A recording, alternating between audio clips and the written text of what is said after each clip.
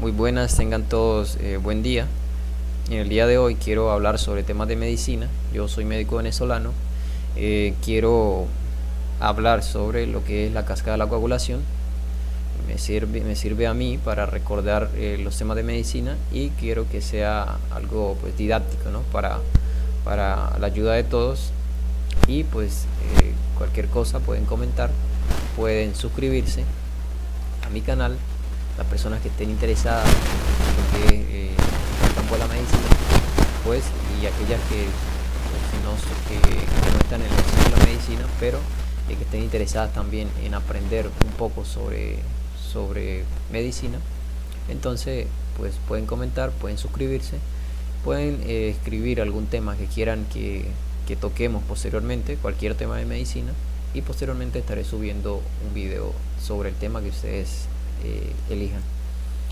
Entonces en el día de hoy, como les dije, quiero hablar sobre lo que es la cascada de la coagulación. Quiero empezar mencionando los factores de la coagulación. Entonces, como sabemos, los factores de la coagulación se designan con números romanos. Así se dice que están desactivados, y cuando tienen una letra minúscula al lado se dice que están activados. En el caso la A minúscula. Entonces cuando tienen su A minúscula está activado, cuando no están desactivados. Aquí tenemos el factor de la coagulación, el factor 1 que es el fibrinógeno, el factor 2 que es la protrombina, el 3 que es el factor hístico, trombolbastina hística o factor tisular, el factor 4 que es el calcio, el 5 que es la proacelerina, el factor 6 que actualmente no se emplea. Se dice que anteriormente se utilizaba el factor 6, pero se descubrió que era el factor 5 activado. Entonces actualmente el factor 6 pues no se emplea. El factor 7 que es la proconvertina, el 8 que es el que está deficiente en las personas con hemofilia, por eso se llama factor antihemofílico A. El factor 9 que es el factor de Cricksman o factor antihemofílico B, valga la redundancia, pues también está deficiente en personas con hemofilia B. El factor 10 que es el factor de Stewart-Prower, el factor 9 que es el antecedente tromboemblastínico del plasma, el factor 12 el de Ageman o de contacto, y el factor 13 que es el factor estabilizante de fibrina. Tenemos la precalicreína, el cinógeno de alto peso molecular, el factor de von Willebrand. Este factor sabemos que es producido, sintetizado a nivel de lo que son los vasos sanguíneos, ¿no? Del endotelio, y es sintetizado por los cuerpos de Weibel-Palady. Entonces, ya recordando algunos los nombres de los factores de la coagulación, ya podemos entrar a lo que es la cascada de la coagulación. Entonces, en cuanto a la cascada de la coagulación, sabemos que hay dos vías, ¿no? Está la vía intrínseca y está la vía extrínseca de la coagulación. Sabemos que ellas actúan conjuntamente, pero para una forma didáctica pues se dividen la vía intrínseca, vía extrínseca y una vía común. Entonces vamos a empezar hablando sobre la vía intrínseca de la coagulación. Sabemos que la vía intrínseca de la coagulación empieza con el traumatismo de la sangre o contacto con el colágeno de los vasos sanguíneos. Entonces, acción sobre el factor 12 se activa, 12 activado.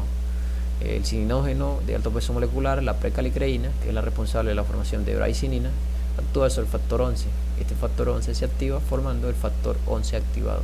Con la participación de calcio, el 11 activado va a actuar sobre el factor 9, y ese factor 9 activado actúa, pues se activa, ¿no? El 9 activado, perdón, va a actuar sobre el factor 10, pero ¿con quién? Con la participación de trombina y con la participación del factor 8. Esta trombina lo que hace es un feedback positivo, porque en realidad pues aquí no se ha formado, pero puede formarse por la vía extrínseca, y entonces, aquí cuando ya está formado, esta trombina hace un feedback y va a actuar aquí, va a actuar acá, ¿no? Junto con el factor 8, y actúan sobre el factor 10, participación de iones calcio, y forman el factor 10 activado. Hay una particularidad de que el calcio no se utiliza en las dos primeras reacciones. En la reacción del factor 12 y factor 11 no se utilizan iones calcio. En las demás reacciones se utiliza el calcio. Sabemos que el calcio es el principal ion en lo que es contracción muscular. Sabemos que lo utilizamos en la práctica médica, los calcio antagonistas para el tratamiento de la tensión arterial, nifedipino, amlodipino y cardipino en el tratamiento también de lo que es tocólisis, en el caso de nifedipino, ¿no? Tocólisis, ¿para qué? Para inhibir contracciones uterinas. Y entonces se utiliza también en amenaza de parto pretérmino. ¿Por qué? Porque provoca relajación de la musculatura. Entonces, importante aquí el calcio también, ¿no? Entonces, como sabemos, y vamos aquí, ¿no? El factor 10 activado. Aquí pueden ver que actúa el factor 8, ¿no? Este factor 8 es el factor antihemofílico. Este factor 8 es el que está deficiente en personas con hemofilia, que ya lo habíamos mencionado anteriormente, pero bueno, aquí está, factor 8. Decíamos que el factor 10 activado va a formar un complejo que se llama activador de la protrombina. ¿Cómo lo hace? Con la participación de los fosfolípidos de plaquetas, con la participación de la trombina, con la participación del calcio. Entonces van a actuar, y aquí el 5, que también es muy importante, este factor 5, aquí también actúa, y forman el complejo activador de la protrombina. Ese complejo va a actuar sobre la protrombina. La protrombina sabemos que es el factor 2, que ya lo hemos mencionado, se va a dividir en trombina, y eso pues me va a permitir posteriormente actuar sobre la fibrina y formar las redes de fibrina, ¿no? Sobre el fibrinógeno y formar la red de fibrina, que es el factor 1. Pero bueno, esta es la vía extrínseca de la coagulación. Sé que se pueden quedar algunas cosas y ustedes pueden comentarlo, pueden escribir sus comentarios y bueno, que sea algo didáctico para también aprender de ustedes, ¿no? Entonces, esa es la vía extrínseca de la coagulación. Ahora, la vía intrínseca. Veíamos anteriormente que teníamos la vía intrínseca, perdón, que es la que estábamos tocando, perdón. Y ahora vamos a ver la vía extrínseca de la coagulación, que es esta. Entonces, ya vimos la vía intrínseca y ahora la vía extrínseca. La vía extrínseca se dice que empieza con un traumatismo tisular del vaso. Entonces, esto hace que se estimule el factor 3.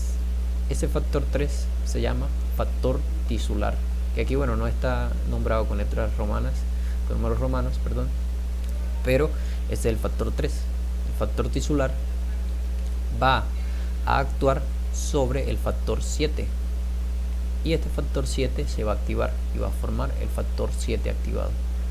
El factor 7 activado va a actuar sobre el 10, y este paso del 10 al 10 activado es el mismo que en la reacción anterior de la vía intrínseca de la coagulación. Entonces, el factor 10 activado con la participación de calcio, con la participación del factor 5, como decíamos anteriormente, ya vamos a verlo. Calcio, factor 5, trombina, ¿ve? Es el mismo paso. Entonces, esta se llama vía común, la vía común para las dos vías, ¿no? La vía extrínseca y la vía intrínseca. Entonces, el 10 activado con la participación de calcio, con la participación del factor 5, van a actuar formando el complejo activador de la protrombina. Y este activador de la protrombina va a actuar sobre la protrombina, que es el factor 2. Y van a dividir para formar trombina. Y esta trombina pues va a actuar sobre el fibrinógeno, formando la red de fibrina, que es el factor 1, que ya lo vamos a explicar. Aquí esta trombina vemos cómo hace un feedback, o sea, actúa sobre el factor 5, feedback positivo. Bueno, entonces aquí vemos el paso anterior de la vía común, como la protrombina con el activador de la protrombina actúa sobre la protrombina con la participación de iones calcio, forman la trombina. La protrombina se divide en trombina, y esta trombina va a actuar sobre el fibrinógeno, formando lo que son los monómeros de fibrina, con la participación de calcio, las fibras de fibrina y las fibras de fibrina entrecruzadas. Aquí, en este paso, que es el de la vía común, aquí actúa el factor 13. Este factor 13 es el factor estabilizador de la fibrina. Si quieren verlo, aquí está, factor 13, factor estabilizante de la fibrina. Entonces, en ese paso vimos cómo actúa el factor 13, ¿verdad? Formando lo que son las fibras de fibrina entrecruzadas, que van a formar, a darle fuerza a lo que es la formación del coágulo, ¿verdad?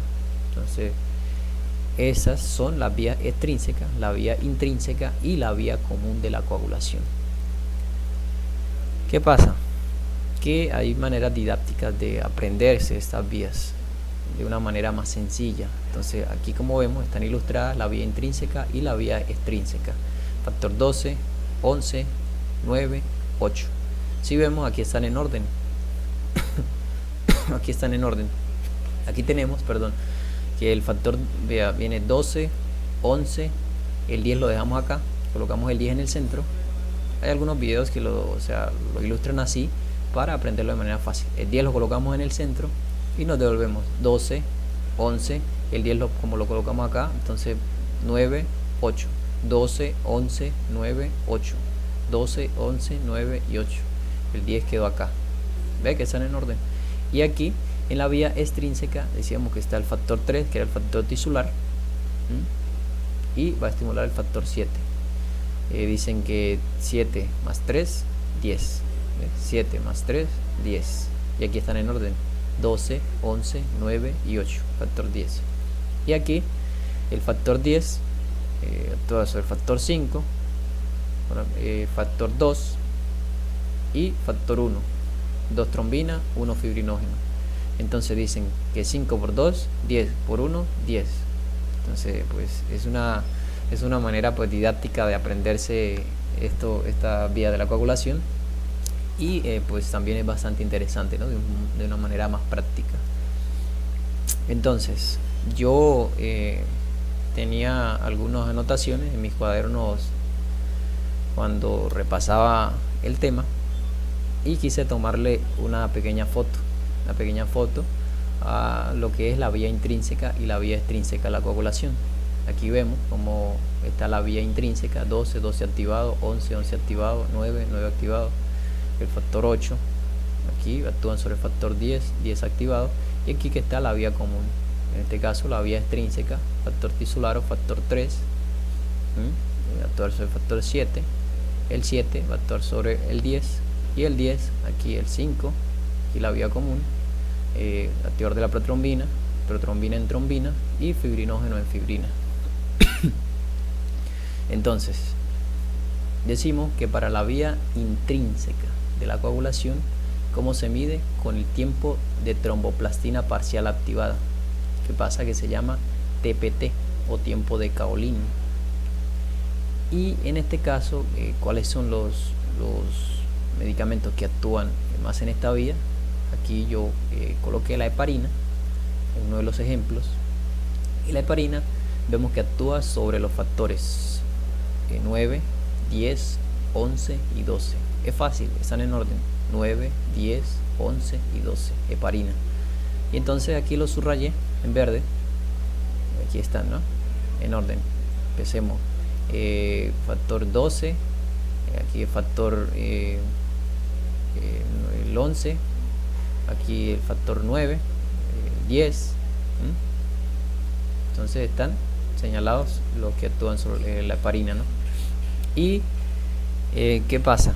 Que sobre la vía extrínseca, ¿cómo se mide la vía extrínseca de la coagulación? Pues con el tiempo de protrombina o tiempo de Kick. Este tiempo de protrombina, pues sabemos que también se mide lo que es la vía extrínseca con el INR. El INR sabemos que se saca el tiempo de protrombina del paciente dividido entre el tiempo de protrombina normal. Generalmente el INR debe dar entre 0,9 y 1,3,2 segundos, que es el tiempo normal del ratio internacional normalizado, que es el INR o el RIN, algunos lo llaman el RIN. Entonces, ese INR generalmente se utiliza también en el caso cuando administramos warfarina, y la puse aquí en este lado porque la warfarina actúa más en lo que es la vía intrínseca de la coagulación. ¿Por qué?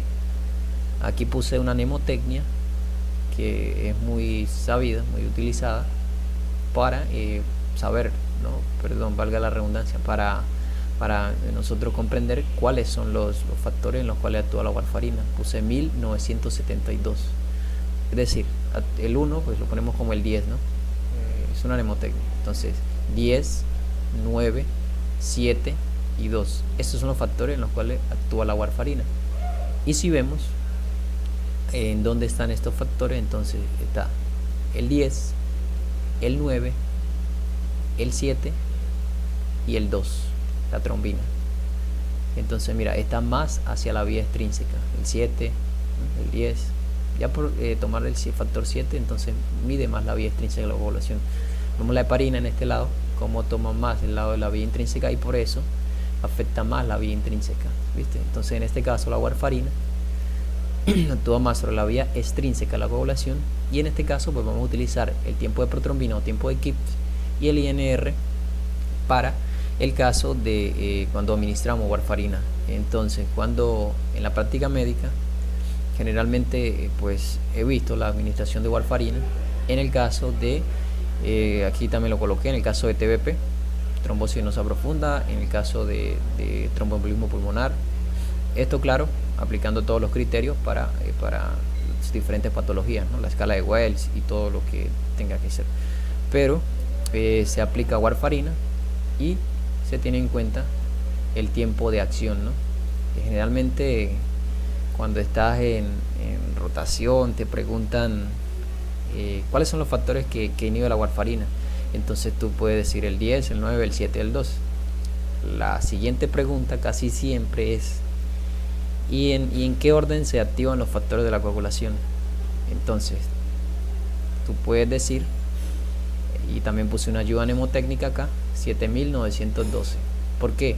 Porque el 7 se activa a partir de las 4 a 6 horas, perdón, se inactiva porque estamos bloqueando, ¿no? A partir de las 4 a 6 horas el 7, el 9 a las 24 horas, fíjense que van en orden, el 10 a las 48-72 horas y el 2 a las 60 horas. Entonces 7912, el orden. Si te preguntan cuáles son los factores que inhiben la warfarina, el 10, el 9, el 7 y el 2, y en orden de acción, el 7, el 9, el 10 y el 2, 7912. Esos factores se le dicen que son vitamina K dependientes. Estos son vitamina K dependientes. Entonces, por inhibición de la enzima epoxidorreductasa. ¿Qué pasa? Que todas aquellas enfermedades que me afecten la producción o la absorción de vitamina K me van a producir alteraciones en la coagulación, como en el caso de enfermedades como pancreatitis, enfermedades que afecten la secreción de lo que son las enzimas pancreáticas, de la secreción de bilis. Entonces esto lo que hace es que afecta la absorción de vitamina K y por ende pudiera afectar lo que son los factores vitamina K dependientes. Bueno, en el caso de la administración de warfarina, aquí hice una pequeña anotación que no había mencionado. El caso de la warfarina, cuando estamos aplicando warfarina, por el tiempo de inhibición de los factores de la coagulación, generalmente esto casi siempre en el caso de TBP se utiliza warfarina y heparina, generalmente heparina no fraccionada, se administran las dos. O sea, un paciente se hospitaliza, se coloca heparina, se coloca su warfarina a las dosis correspondientes. ¿Y qué pasa? Como el tiempo de acción, de inhibición de los factores de la coagulación aproximadamente tarda en un promedio de 48 a 72 horas en actuar, nosotros lo que hacemos, o lo que he visto en la práctica en nuestros hospitales, es administrar warfarina, administrar heparina, y se deja heparina y warfarina durante 3 días y posteriormente se retira la heparina porque ya la warfarina inició su acción, y entonces se deja warfarina solita. Aquí en Venezuela se llama anasmol, pues es la que tenemos, la presentación vía oral de warfarina. Bueno, entonces en este caso quería explicar esto, ¿no? Y cuando, por supuesto, cuando se coloca warfarina tenemos que tener un control en el caso de las patologías, ¿no? Y en este caso el INR tiene que estar de 2 a 3 para decir que está bien anticoagulado. Cuando está por debajo, es decir que nos estamos quedando cortos por debajo de 2, y cuando está por encima de 3 quiere decir que nos estamos pasando de anticoagulación, entonces hay que modificar dosis, ¿no?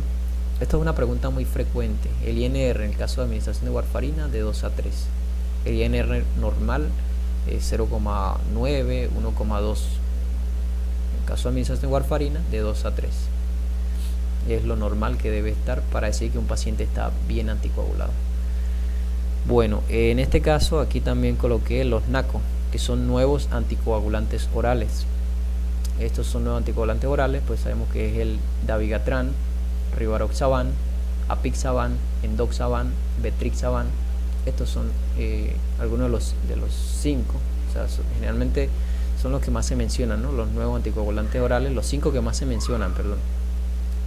El dabigatran actúa sobre el factor 2. Factor 2 sabemos que es la protrombina. El rivaroxaban, el apixaban, el endoxaban y el betrixaban actúan sobre el factor 10. Sobre el factor 10.